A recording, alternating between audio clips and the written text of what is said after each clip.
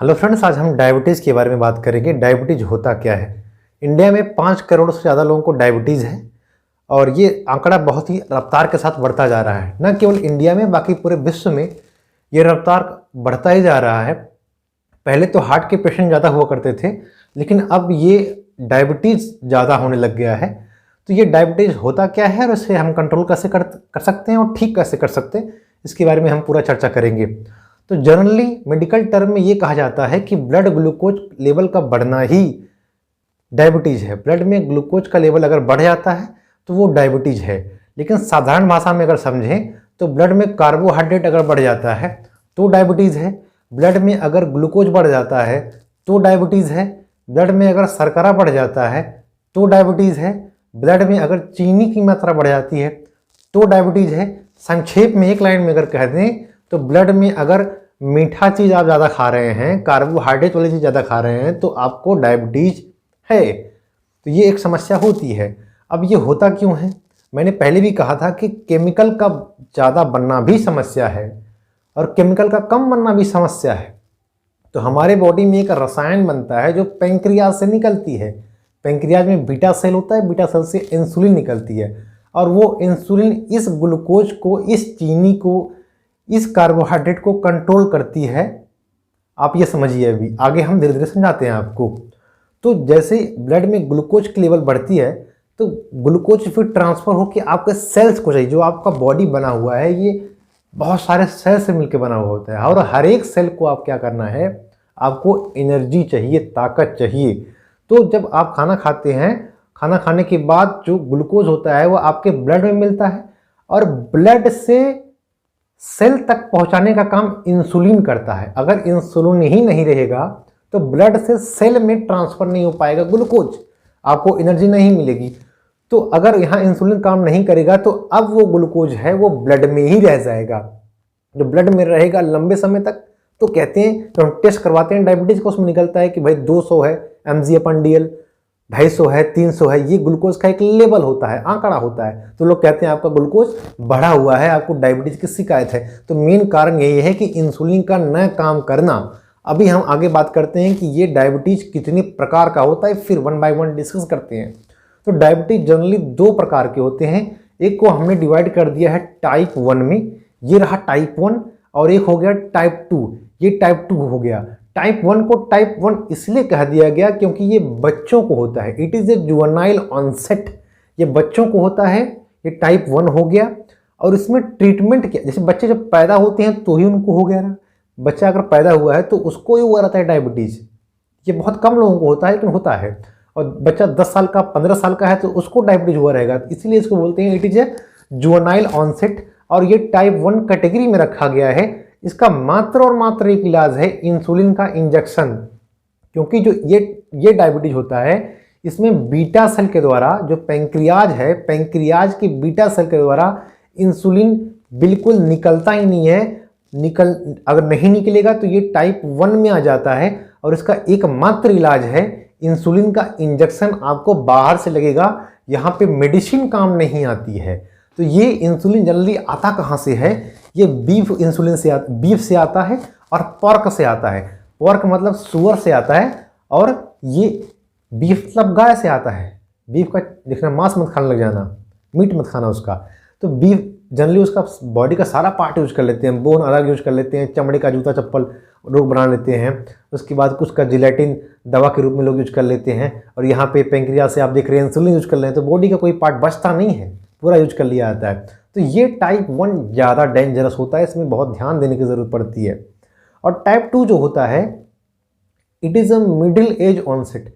ये 35 साल के ऊपर लोगों को होता है, 50 साल, 40 साल के, 60 साल के लोग हैं, मिडिल एज इसीलिए बोलते हैं। ये उतना डेंजरस नहीं है जितना डेंजरस टाइप 1 का कैटेगरी का है। टाइप 1 में तो इंजेक्शन लगेगा, यहाँ पे आपको इंजेक्शन नहीं लगता है क्योंकि यहाँ पे बीटा सेल टोटली डिस्ट्रॉय नहीं होता है, पेंक्रियाज में कोई प्रॉब्लम नहीं होती है, इंसुलिन में कोई कमी नहीं होती है, इंसुलिन प्रॉपर सिक्रेशन होता रहता है। लेकिन सवाल ये है कि फिर डायबिटीज होता क्यों? लोग यही जानते हैं कि डायबिटीज़ में इंसुलिन नहीं बनता, ऐसा नहीं है, इंसुलिन बनता है। टाइप 2 डायबिटीज़ में इंसुलिन की कहीं कोई कमी नहीं होती है, लेकिन उस इंसुलिन का रेजिस्टेंस हो जाता है, उस इंसुलिन का एक्शन नहीं आ पाता है। बात एक ही है, अगर बन नहीं रहा है तो भी तो इंसुलिन का काम वही है, अगर इंसुलिन बन तो रहा है, काम ही नहीं कर रहा है, तो भी तो आपको डायबिटीज की शिकायत हो जाएगी। इसीलिए बोलते हैं आपको थोड़ा सा इसकी ट्रीटमेंट क्या होती है कि हर एक घर में आप बुजुर्ग लोगों को देखेंगे तो सुबह सुबह, शहर में तो बेसिकली होता है कि लोग सुबह सुबह दौड़ते हैं पार्क में, इसलिए क्योंकि उनको लगभग लोगों को डायबिटीज हुआ रहता है, वो चलते हैं। तो एक पहला इलाज है कि आप एक्सरसाइज करिए। दूसरी इलाज ये है कि डाइट पे कंट्रोल रखिए, डाइट को डिवाइड पार्ट में करिए। एक साथ 8-10 रोटी मत खा जाइए, डिवाइड। आप सुबह 2 रोटी खाइए, दोपहर को 2 रोटी खाइए, 4 बजे 1 रोटी खाइए, फिर शाम को 2 रोटी खाइए। एक साथ आपको नहीं खाना है। तो इसका ये है कि डिवाइड पार्ट में खाइए। पहला एक्सरसाइज, दूसरा आपका डाइटरी कंट्रोल, तीसरा आपका क्या होता है ओरल हाइपोग्लाइसेमिक ड्रग। आप मेडिसिन यूज करते हैं ना, जनरली मेटफॉर्मिन ये लोग यूज करते हैं। ये मेटफॉर्मिन होता है वो बाइगोनाइड डेरिवेटिव केमिस्ट्री में होता है। बाइगोनाइड डेरिवेटिव में मेटफॉर्मिन, फिनफॉर्मिन जैसी मेडिसिन, हाइपोग्लाइसेमिक में आपका सल्फोनाइल यूरिया डेरिवेटिव, उसमें 12 हेक्सामाइड करके मेडिसिन आती है, वो यूज़ कर सकते हैं। सेकंड जनरेशन में आप यहाँ पे ग्लाइबुराइड, ग्लिक्लाजाइड, तो इस ग्लेमिपुराइड जैसी मेडिसिन आप यूज कर सकते हैं। तो ये और यहाँ पे रिपाग्लिनाइड, नाइटिग्लिनाइड, बहुत सारी मेडिसिन हैं, आप यहाँ पे यूज कर सकते हैं। तो पहला एक्सरसाइज, दूसरा डाइटरी कंट्रोल, तीसरा ओरल हाइपोग्लाइसेमिक ड्रग। इसके बाद भी अगर कंट्रोल नहीं हो रहा है, आप लगातार खाना खाए जा रहे हैं, नॉनवेज ज़्यादा खा रहे हैं, ड्रिंक ज़्यादा कर रहे हैं, बहुत लोग ड्रिंक करते रहते हैं, उनको पता नहीं है कितना डेंजरस हो सकता है, ये करते रहते हैं, तो ये फिर ये अनकंट्रोल हो जाता है। तो फिर आपको दवा का डोज बढ़ेगा, दवा का डोज भी जब बढ़ जाएगा उसके बाद भी कंट्रोल नहीं होगा, देन चौथे नंबर पर आपको शिफ्ट होना पड़ेगा इंसुलिन के इंजेक्शन पे। सेम कंडीशन यहाँ पे टाइप 1 का क्या था, डायरेक्टली इंजेक्शन लगता था, लेकिन टाइप 2 में इंजेक्शन तो नहीं लग रहा है, लेकिन पहले आप इन दौर से गुजरेंगे, आप एक्सरसाइज करेंगे, डाइट पे कंट्रोल रखेंगे, फिर मेडिसिन लेंगे, तब कंट्रोल से बाहर अगर हो जाते हैं 10-15 साल बाद जनरली, तब आप शिफ्ट होते हैं इंसुलिन पे। ठीक है, तो टाइप 2 में अगर आपसे कोई पूछता है कि क्या इंसुलिन की कोई कमी होती है, तो इंसुलिन की कोई कमी टाइप 2 डायबिटीज में नहीं होती है, क्योंकि जब आपके बॉडी के सेल को एनर्जी नहीं मिलती है तो बॉडी सेल ब्रेन को मैसेज भेजता है कि इस आदमी ने खाना नहीं खाया, इस आदमी ने खाना नहीं खाया, ग्लूकोज नहीं है। तो फिर कंपनसेटरी मैकेनिज्म के तहत हमारा जो ब्रेन है ये कहता है कि और इंसुलिन भेजो, तो पेंक्रियाज के द्वारा और ज़्यादा इंसुलिन रिलीज होता है और ज़्यादा इंसुलिन निकलता है बॉडी में। तो ये कह सकते हैं कि इंसुलिन की कोई कमी नहीं होती है। अगर ये सवाल आता है तो आप यहाँ पे आसानी से जवाब दे सकते हैं। तो ये प्रोसेस रहा इसका। अब ये सिम्टम क्या क्या आता है डायबिटीज़ में, तो जनरली ये ऑटो इम्यून डिसऑर्डर है। It is a auto immune disorder. अपना ही इम्यून सिस्टम जब अपने ही ऑर्गन को, अपने ही बॉडी के पार्ट को एज अ फॉरेन पार्टिकल समझ के अटैक करता है, तो वो क्या होता है, ऑटो इम्यून में आ जाता है। It is a metabolic disorder that is identified by hyperglycemia, glycosuria, polyuria, negative nitrogen balance and diabetes ketoacidosis. What is hyperglycemia? The level of glucose is increased in that case. Means hyper means more, glycemia means glucose. In that case, the level of glucose is increased, called as hyperglycemia. Second one is glycosuria. What is glycosuria? तो यहाँ पे जब blood glucose level, आपका blood में glucose का level बढ़ जाता है, जब ये बढ़ा हुआ रहेगा तो क्या होगा, ब्लड जो आपका होता है, ब्लड किडनी तो फिल्टर करती है, किडनी फिल्टर करती है ब्लड को, तो यहाँ पे ज़्यादा ग्लूकोज का फिल्ट्रेशन होना लग जाएगा।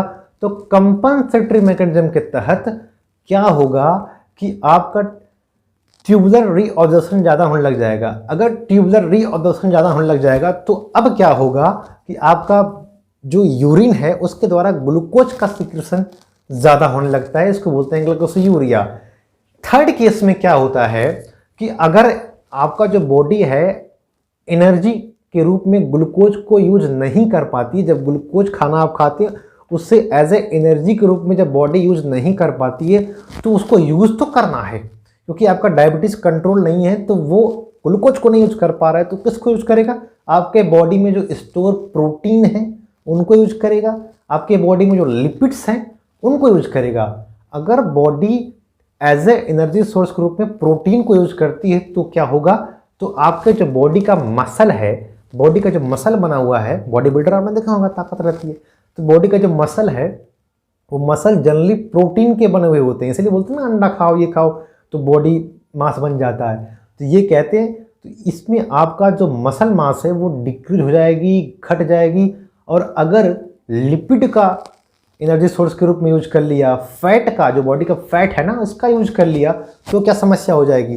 तो फिर उस पेशेंट को वेट घटता है, और जो वेट घटता है तो डायबिटीज़ का ये बहुत ही सीवियर कंडीशन होता है कि वेट का घटना, वेट घटता है मतलब बहुत चिंता की बात होती है कि पेशेंट का वेट घट रहा है। कई लोगों को 5-6-7 महीने में समझ में नहीं आता है कि मुझे डायबिटीज हुआ है, उनका घटता जाता है, घटता वेट घटता जाता है।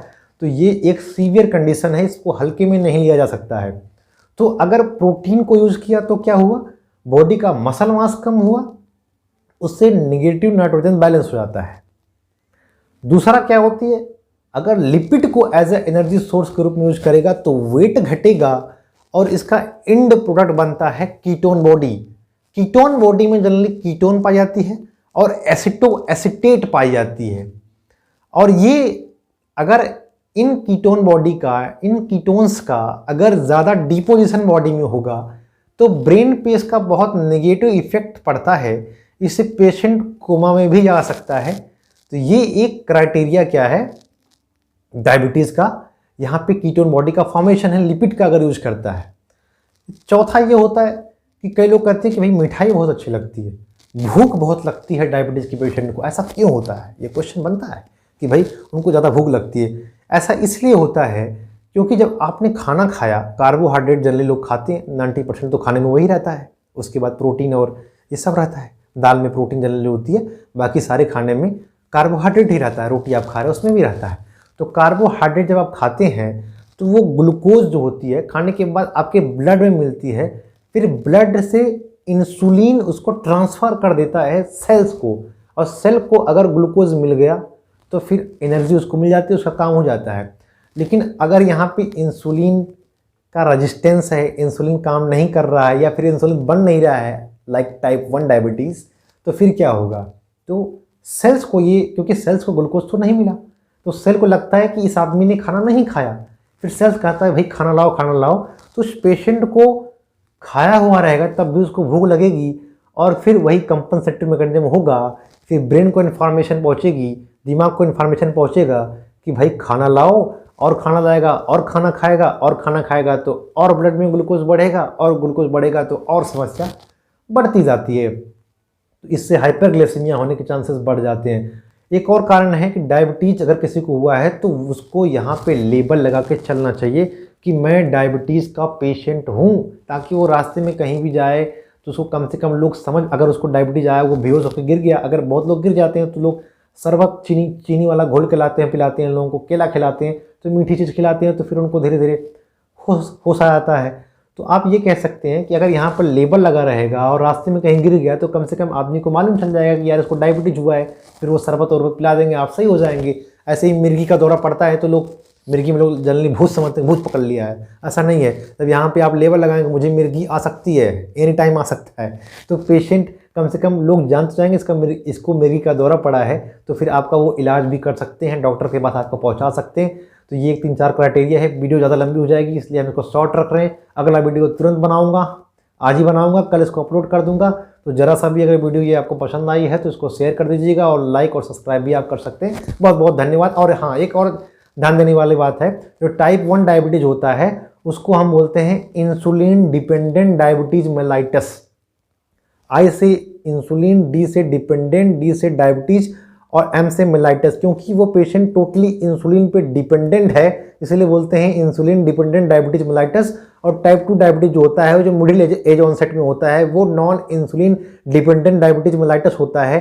एन फॉर नॉन, उसके बाद I for insulin, D for dependent, D for diabetes, M for mellitus. तो बहुत बहुत धन्यवाद। चैनल को सब्सक्राइब और लाइक भी कर दीजिएगा।